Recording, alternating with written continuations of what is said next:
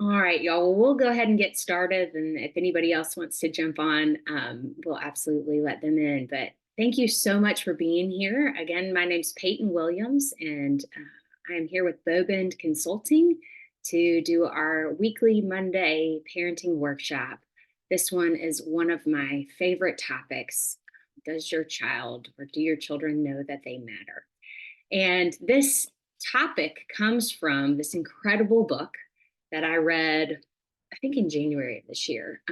It's called Never Enough by a woman named Jennifer Breheny Wallace. And I heard her speak and immediately had to go get this book because everything that she said really resonated with me. I'm a product of a high achieving community. I went to an independent school and then obviously went to at college because I got my master's in education, and then came back and taught at a very high achieving school for a long time. And so for any of us who have children who are in high achieving communities, this book is particularly germane because, we want our children to have all the amazing experiences that they can get from these high achieving communities and these high achieving schools. But we also don't want them to fall prey to some of the risks that come from simply swimming in these waters. And what Jennifer Breheny Wallace did was she spent about 5 years collecting data and researching. She's a journalist, so she's not an educator, but researching what was going on with the anxiety and depression and awful sort of mental health outcomes that she was, seeing the nation reporting, and realized that some of the work that Sunya Luthar began had really continued, and we were seeing fruit of it. So we'll talk about that in just a second.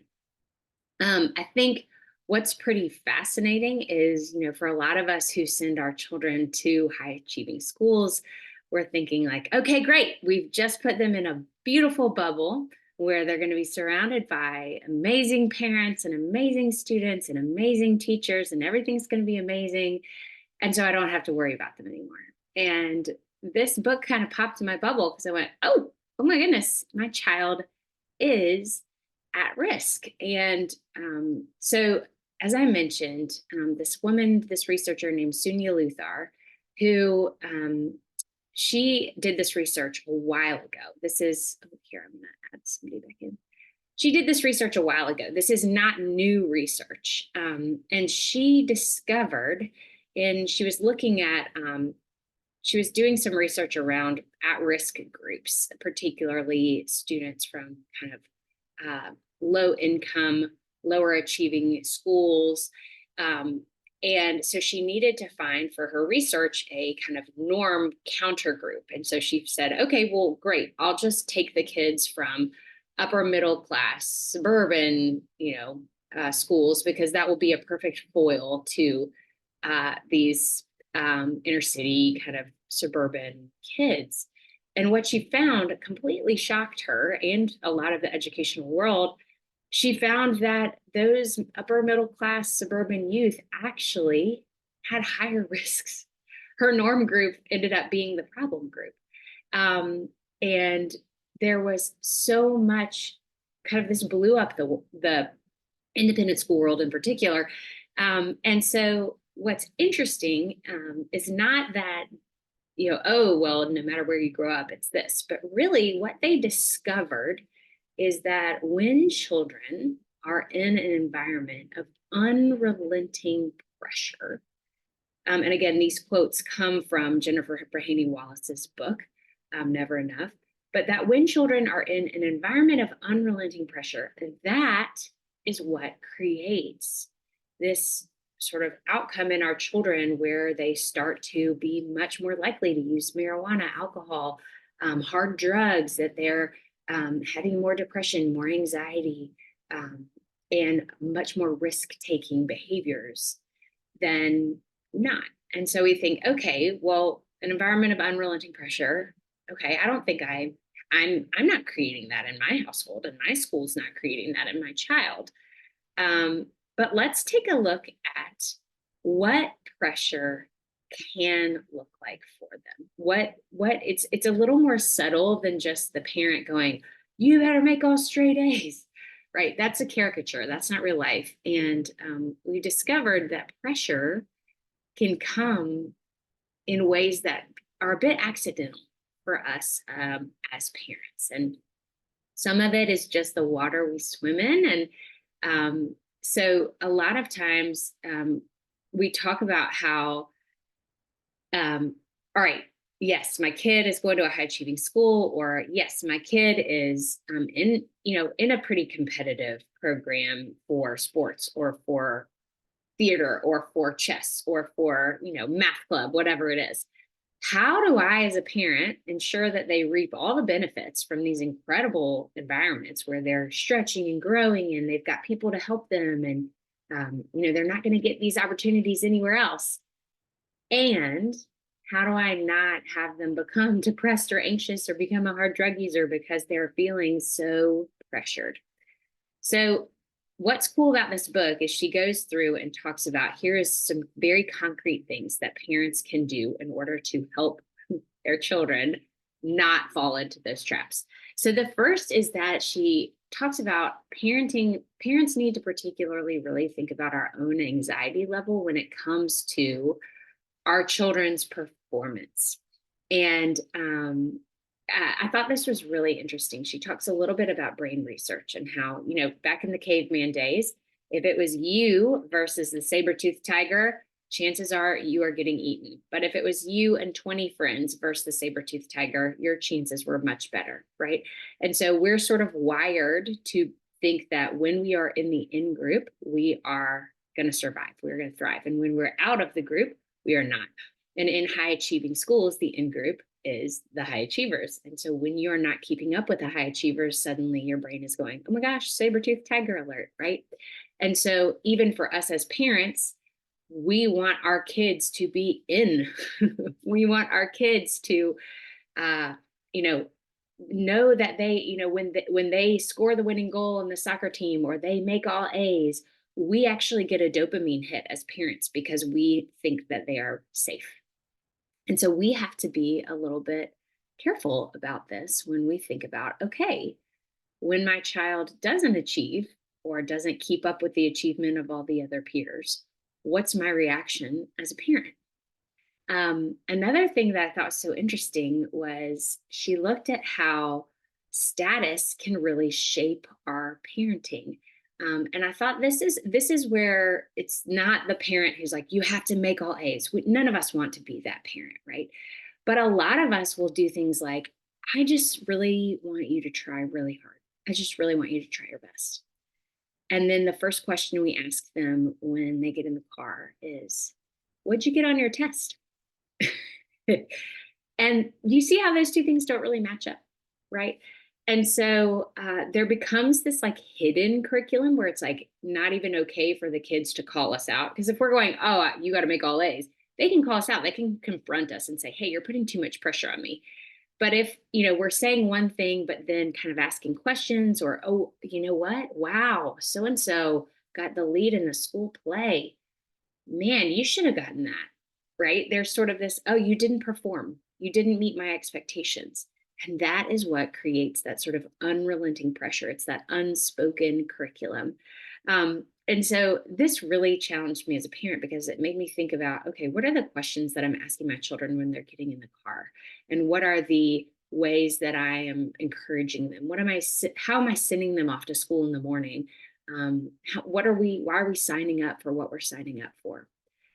Another thing, and again, this is particularly as our kids start to get into the college admissions race that tends to, feel like it starts in fourth grade. I don't know for some of us, but for those of us who are parents of 9th, 10th, and 11th graders, 12th graders, there is a sort of perceived scarcity that, oh my goodness, my child it's the chances of them getting into Yale is 4%.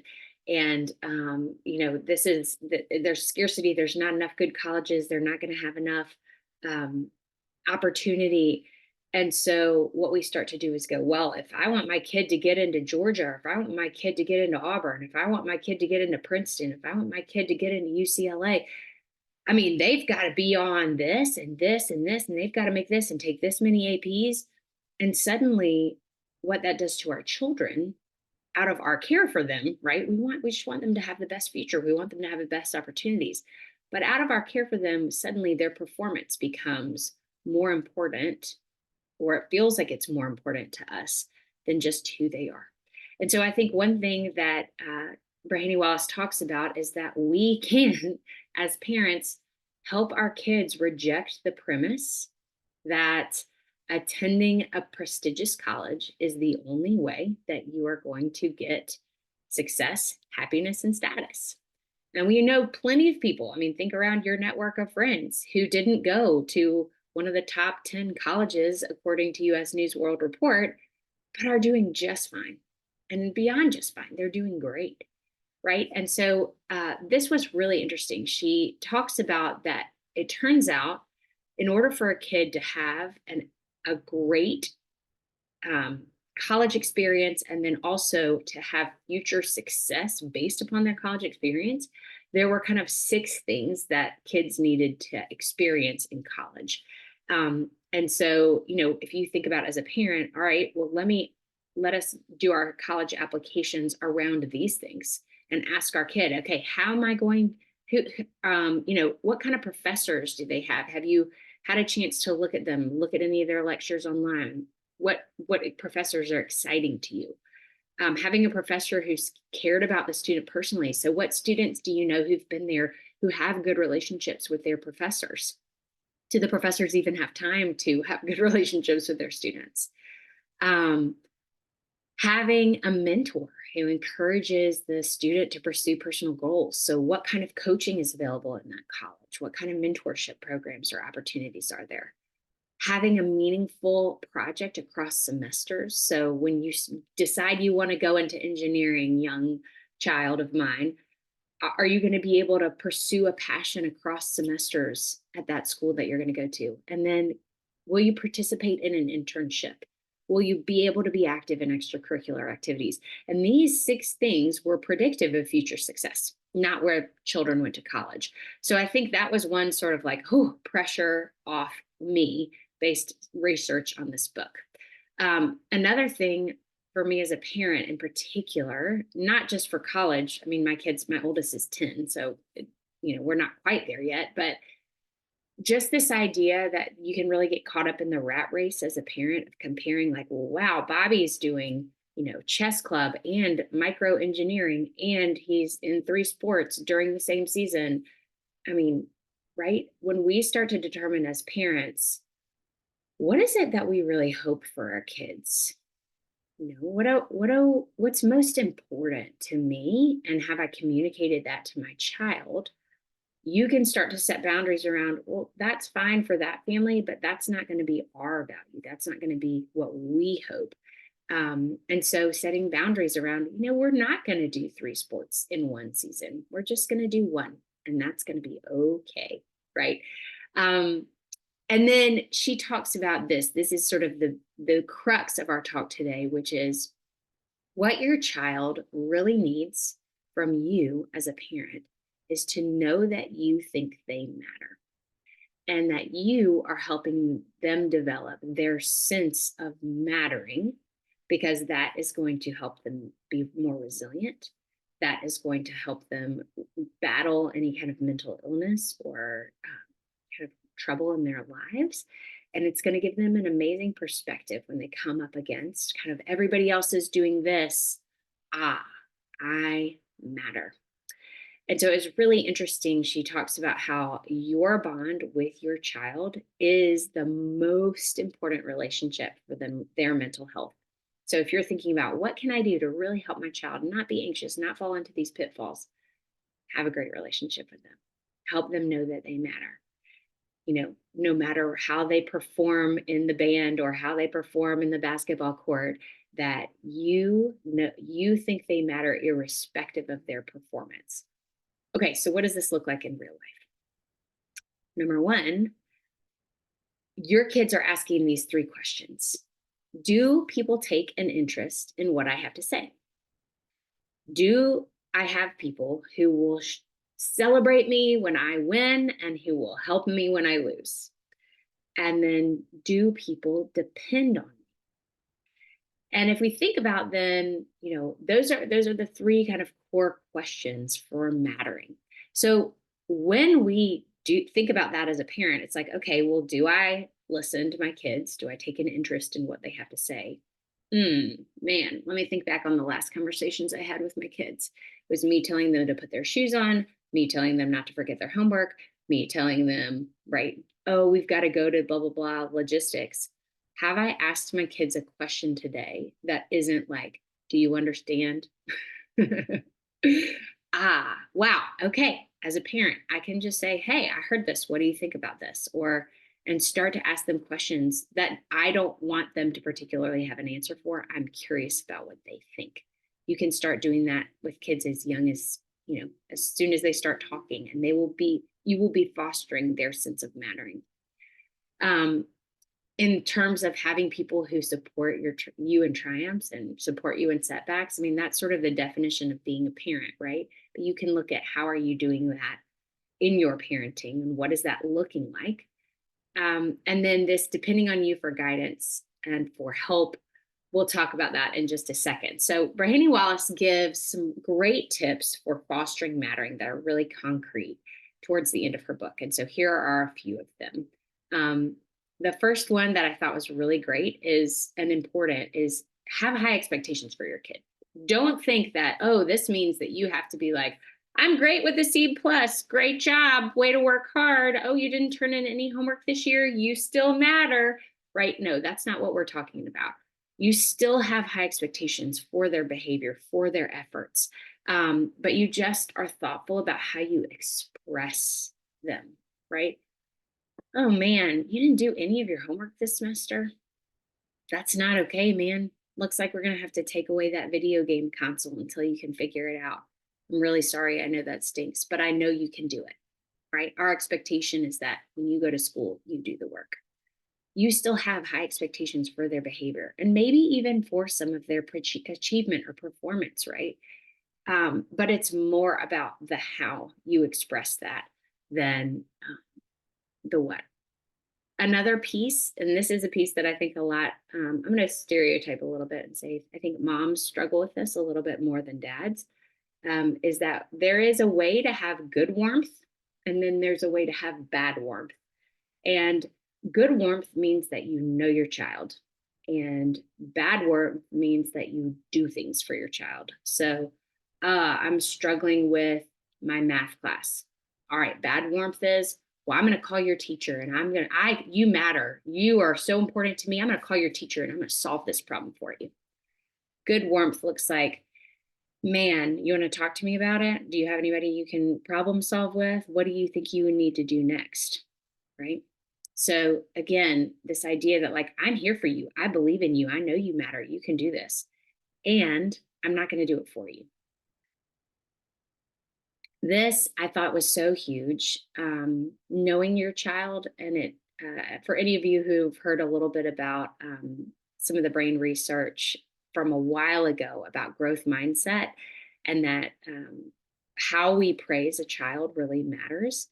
This is so interesting because children actually feel stronger and more mature, not by having us say all the time that they're amazing, but by us knowing them, right? And so think about all the ways that you know your child. You are going to be amazing at knowing them and letting them know that you know them. I thought this was a fun one.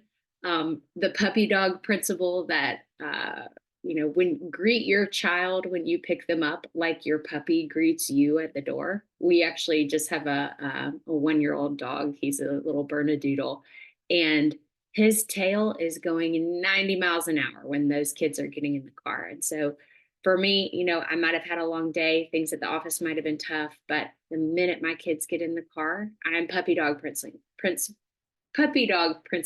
them. Hey guys, how was your day? I can't wait to hear about it. Can't wait to hear about your most favorite thing. I love you. I've missed you. Granted, my kids are 10 and under, and so I can do that, and they're not like, Mom, I'm so embarrassed, right?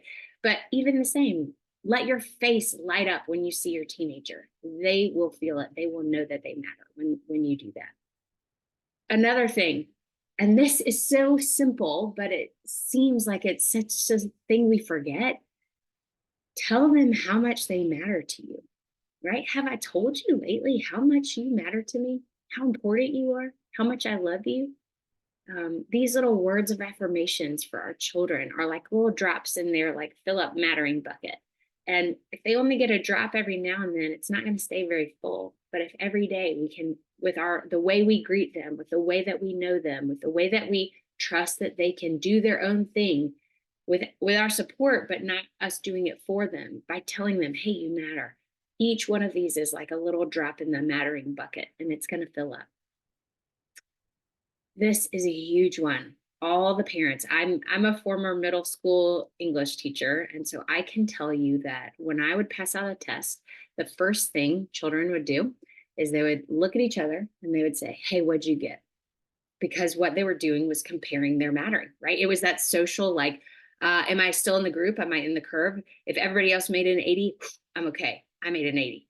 Everybody else made a 95 and I made an 80, I'm out of the curve. I'm not okay, right? And so they started to, and they really do, they start to attach their worth to their grades, particularly if as parents, that's something that we harp on. And so it's really important for us as parents to help them separate their worth from their grades or their achievement. And that's really hard because we want to celebrate great grades, right? We want to celebrate hard work. We want to celebrate amazing achievement. And when our kids are not living up to their potential, because we know our kids and we know sometimes they just phone it in, we want to be able to have those conversations. But it's not about their worth or how much they matter to us, or how important they are, or the dignity they have. So we have to be really careful in these nuanced conversations. This next one is important and easy to forget. Parents, you matter too. Don't let your life revolve around your children to such an extent that you don't have a life. In fact, there was some great research in the book about when parents have friends and friendships, and our children see those friends and friendships, they see what it looks like to matter outside of the family and to matter within healthy friendships. And that's a really important piece. So go have your girls' night, go have your dad's club, go enjoy your life outside of your children's achievements, because that will actually take the pressure off your children. Okay, I don't have to do everything. My parents' life isn't invested in mine so much. And I think too, this is also key for our children. We need to help them have friends. And I know that sounds weird, but friendships actually help us with resilience.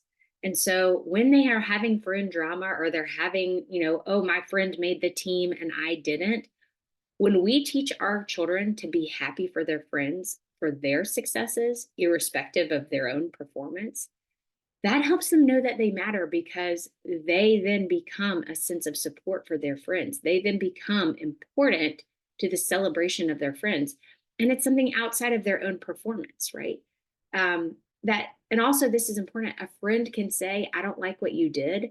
And that doesn't minimize who they are or their dignity. And so those moments where we can teach our kids about what it looks like to be a good friend and to deal with friendship and have friends and support our friends, that actually is going to increase their ability to have really healthy lives and relationships, and it's going to protect them from kind of some of these negative outcomes. And I think this is a huge one that, particularly in high achieving communities, when our kids are involved in so many extracurricular activities and they go from early school to late practice, we kind of lose time for chores. It's like, my kids, they don't have time to fold their laundry. I mean, we've got a housekeeper that does that. Or, oh, my kids don't have time to clear the table. I just do it for them because I do it faster, and then they can go do their homework. But you know what's funny? If you can give your kids a few chores around the house, that actually is going to help them have a much better perspective of the world. It's going to help them with their mental health. It's going to help them know that they add value and they matter to your family outside of their academic and social and sports performance. And so if you think about, where does my child know that they matter, like we depend on them in our family, there are some just easy wins, right? Setting the table, clearing the table, loading the dishwasher, unloading the dishwasher, taking out the trash. These things take 5 minutes. If your kid is too busy to do those things, then you might need to rethink, okay, are we putting too much pressure on our kids?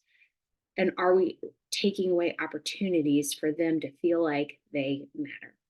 And so we'll close today with this amazing quote. And I kind of want to put this like on all my children's mirrors, because she talks about how when we can teach our kids that when they are working hard in school and when they are performing well outside in their extracurricular activities and when they are striving, the reason they are doing that is not in order to be better than other people, which is what creates that environment of unrelenting pressure. I've got to be better than them. I've got to be better than them.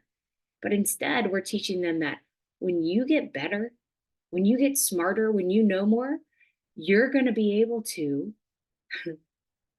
be better for others. You're going to be able to serve others better. You're going to be able to be a better resource for others. People are going to be able to depend on you.